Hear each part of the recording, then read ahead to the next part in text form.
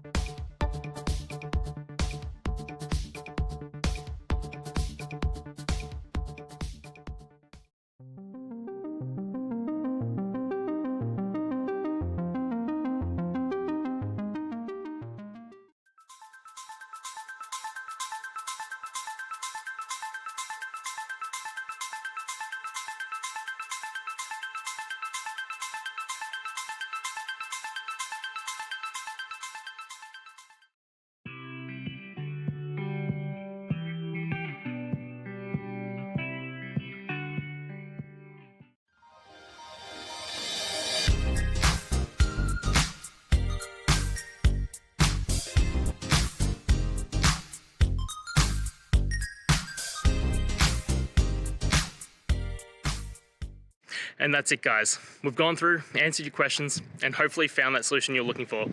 If we did, please hit subscribe. I'd really appreciate it. And until next time, I hope you have a good one.